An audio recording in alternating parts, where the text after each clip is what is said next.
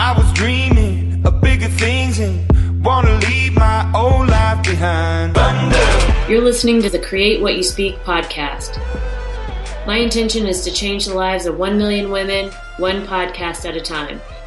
Now let's get started. Thunder, feel the thunder. My name is Sloan Fremont, and today I'm going to talk to you about being vulnerable. Hey, don't write yourself off yet.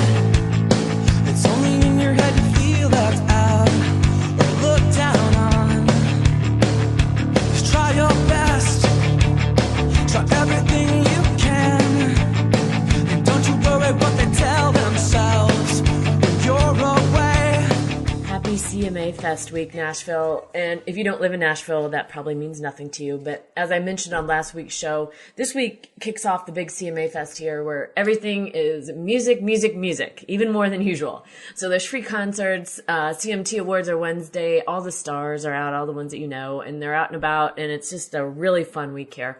I kicked it off last night at Whiskey Jam, and I posted some pictures and videos of the Cadillac 3 and Dierks Bentley's cover band, Hot Country Nights. And I posted that on my Instagram page at Sloan Fremont. So if you haven't taken a look at that, I recommend you looking at it because the Dierks thing is especially really funny. And the Cadillac 3 always put on a really good show. I've seen them several times. So take a look at that. So, okay, so let's get on to this week's show about being vulnerable. And so as I was thinking how I wanted to talk about this show, as you know, I do a one-word show, a topic each week. And so I'll look up the synonyms for the word that I have in mind just to see if there's a better word to use. And so as I was looking up the synonyms for the word vulnerable, here's some words that came up: sensitive, unsafe, weak, naked, thin skin, and exposed.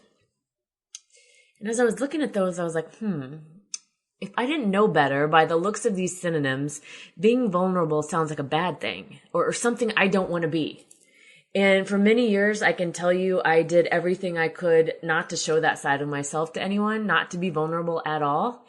And really, in the end, though, that left me feeling scared, alone, confused, and really, really sad. And so over the past few years since I've changed my life, I've come to realize that being vulnerable isn't a bad thing at all. And actually, I think it's a requirement if you want to have deep, lasting connections in your relationships. And I don't just mean romantic relationships, right? This applies to all relationships with friends, family, and even your pets. I mean, pets especially, because they come into our lives and help us to drop our guard and learn how to love, learn how to really love.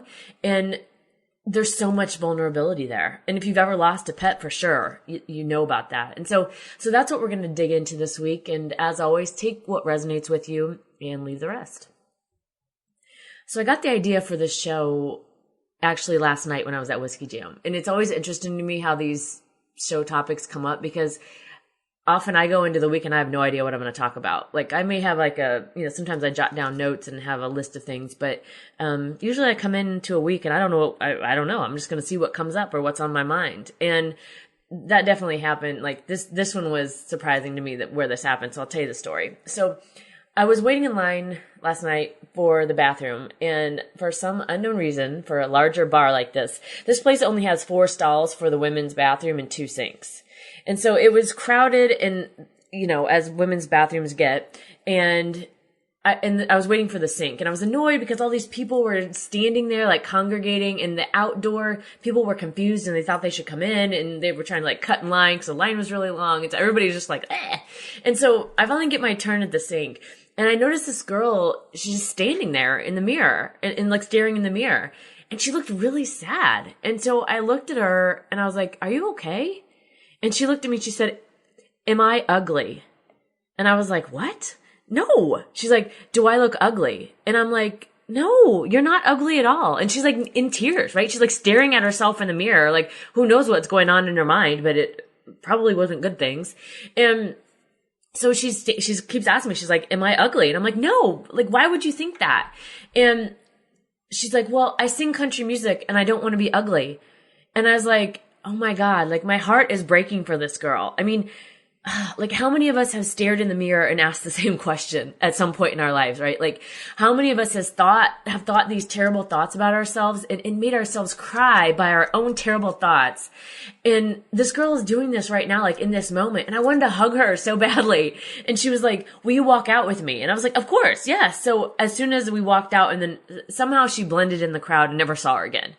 But, afterwards I got to thinking about this because I was like, wow, like as people, like as humans, we put on these fronts and these faces and we walk around like, with a version of ourselves that we only show the world.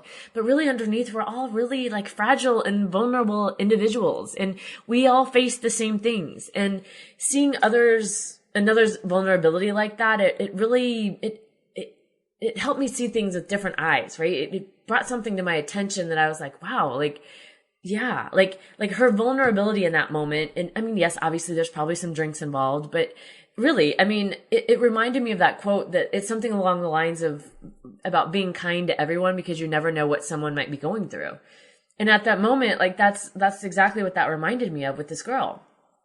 And so I left, went out and ended up meeting up with one of my friends later. And actually I hadn't seen him for a while. And after that, so I'm sitting there with him and the crowd is cleared out, right? So we're just sitting there talking, just catching up. And he had moved here to be a musician like so many others. And he was able to do what needed to be done for that, right? Like over the years, he had met people, he got gigs, he had put on this writer's night showcase where a lot of other songwriters would come out and perform, which is really awesome. Like people really liked that. He always got a good attendance, and then that kind of faded away. The people, just for various reasons, it faded away. And as we were talking last night, he was saying to me that he may just give up on music and move back to his hometown because things just weren't picking up for him and he didn't feel it was working out. And I was really surprised to hear him say this because I had no idea he felt that way. Like to me, he seemed happy and good with it and like things were good. And I was surprised that underneath that really wasn't what was going on with him. And so I was talking to him about my story, telling him about my invention and how going through all that, like there were so many times that I wanted to give up, but it's like when you have this desire to do something, like whatever that is for you, like the world needs and wants that thing, right? Otherwise you wouldn't have the desire. I mean, that's the way I look at it. Like that's what it seems to me because, there's things that I would never desire, right? Like I always use the example, like I would never want to be an astronaut. I don't have any desire to be that, right? But I do have the desire to invent something. So there's something there that the world wants, or I wouldn't have that desire. That's how I look at it. And so I could tell as we were talking about this, because I was telling him that, like, if you have a desire to make music, then people want to hear the music. And if you give up on it, then you're like denying people of that experience, right? And so he, as we were talking, I could tell he was like, yeah, like, okay, yeah, you know what? Thanks for that. Like he was starting to get out of his story and see that maybe he could start thinking of things differently. And by the end of that conversation, he actually had a smile on his face, and I could see like he felt some relief in that, right? Like he was like, yeah, you know what? Let me look at this again. Let me think about this differently. And so again, with this conversation, I was thinking about vulnerability, like what it took for him to open up like that and share those feelings with me, especially about something that's so big for him as music. And I was glad we were able to have that conversation because he's such a great human. Like I love him. Like he's just such a great friend. And I hope that I helped him with what we talked about, but this was another example of vulnerability and how you just never know what someone is going through, right? Like always be kind because you never know what things are going through, and things aren't always what they seem with people. So like I said at the beginning of the episode, before I changed my life, being vulnerable was something I avoided at all costs because my fear of getting hurt was so great that I wanted to protect myself and had all my walls up. But, like I said, where that left me, sad, scared, alone. And as I've changed and grown and learned and wanted more, I know that being vulnerable isn't a bad thing. To me, it isn't those synonyms of being unsafe or weak or exposed. For me, it's expansive. It's true honesty. It's connection with someone because it's me showing my real self to someone. And I think it's the link between people that we care about. Being vulnerable is that link between two people. And we don't often get to see that because, a lot of us carry fear and fear of rejection or fear of whatever, right? Whatever we have going on. But when we do get to see it, when we do truly get to see someone be vulnerable and someone opens up with us and we get to be on the other side of that vulnerability and experience that with someone, I feel like it strengthens the bond, and it feels good to have that kind of connection with somebody. So I no longer run from vulnerability, and I no longer feel bad when I'm vulnerable. It's like I said, I no longer feel bad or like I did something wrong for being vulnerable or that I should have held back. And if I feel compelled to be vulnerable with someone, then I am. I mean, if it's not received well, sometimes that happens, right? Sometimes it happens, but I still know that I laid it out on the table and I held nothing back. And that's important to me. And I can rest easy knowing that, right? I didn't leave something unsaid. And the times I am vulnerable and others are vulnerable with me or, accept my, allow the vulnerability, it's been so powerful for me in strengthening those relationships in my life. And those are the kind of relationships that I want to have. So as you move forward this week, I would ask you to think about vulnerability in your own life and what that looks like to you. And obviously there's no right or wrong to this, right? There's no direction. There's no 5-step formula for this, right? It's one of those things that, at least for me, you feel your way through. And if it feels right, you do it. If it doesn't, you don't. That's how I look at it. And if you have been blocking vulnerability, I would invite you to see where you might be able to crack open that door just a little and see where it takes you. I think you may be surprised at what comes from that. All right, so that's it on this week's topic of vulnerability. I'm going to recap the show and I'll close out with the songs I picked for the week. So I started the show talking about vulnerability and some of the synonyms I found when I was prepping for the show. So words like unsafe, weak, and exposed. Those were words that came up, which could lead one to believe that being vulnerable is a bad thing. But then I shared 2 examples of people being vulnerable with me this week and how it totally changed my perspective. And being vulnerable was something I used to avoid out of fear. But as I've changed and grown and learned more, I know that being vulnerable isn't a bad thing. It's not what the synonyms make it sound like or, imply. To me, vulnerability is true connection. It's how we connect with others that we care about. And yes, of course, there's some risk in that, but there's also the opportunity. There's the opportunity for something amazingly beautiful to happen. And having that true connection between 2 human souls, to me, that's a wonderful thing. So I would ask you to consider that this week and see how vulnerability comes up in your life. All right, songs for this week. So intro song, In the Middle, Jimmy Eat World. This is an older song. I actually heard it this morning. And there was this, sometimes you hear something and it's like you heard it for the first time, even though I've heard this song so many times. The lyrics are, hey, don't write yourself off yet. It's only in your head. You feel left out or looked down on. How true is that, right? Just try your best. Try everything you can. And don't you worry what they tell themselves when you're away. Right? We think all these things that we think people think things about us that isn't even true, right? We just make up the stories. And then it just takes some time. Little girl, you're in the middle of the ride. You're in the middle of the ride. I really like that part of the song. Everything will be just fine. Everything will be all right. So I really like that song for this topic of vulnerability because it's only in your head that you feel left out or looked down on, right?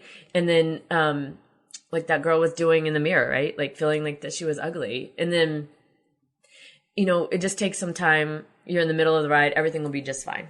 I don't know. Really like that song for this week. Okay. Outro song is The Mask by Matt Mason. So Matt Mason, Mason, is how he spells his last name. I've seen him here in Nashville. I love his whole album that he has out. But his Instagram page is pretty funny. And so the line in the song, it says, I settled my grievance by crafting a mask and I never looked back. So I really liked that line for this topic of vulnerability because like I said, like the way we show up to the world, right? If you were vulnerable in the past and maybe, you got hurt, I settled my grievance by crafting a mask. So maybe I'm showing up in a different way, or I'm not showing my true self because I'm afraid, or I don't want that to happen again. So I settled my grievance by crafting a mask, and I never looked back. Like I never thought about doing it any different, or this is just how I am, because that's how I used to be. Like I'm saying this because I know this is what I experienced, in my own life. So I really liked that line with what we were talking about today. But on another note, on his Instagram page, Matt Mason, he was like, there's a picture of him and he was in a hotel, and they have like some hotels have like those really up close mirrors, the magnifying mirrors. Well, he took a picture of himself, like, and his face is reflecting in that really magnified mirror. And the caption is, "I settled my grievance by crafting a mask." And it was just really funny. And like all the comments were really funny. And, I don't know, I just liked it. So The Mask by Matt Mason. All right, so that's it for this week on our topic of vulnerability. I would really love to know your thoughts. What do you think about this? How does vulnerability play in your life, or does it? And if you would like to email me, my email is sloanfremont@gmail.com. Website, sloanfremont.com. Instagram, Sloan Fremont. Search Sloan Fremont, you will find me. And if you like the podcast, please remember to subscribe, rate, review, so others can find us. Abracadabra, now go forth and create what you speak. Well, I felt the burn since the day you departed and talked from the tomb. I'm still healing those wounds, and it holds me down, but made me a man that says fuck all those rules. I will be who I choose. It's a lonely road with one grip on several psalms and one grip on the gun, and it holds the road.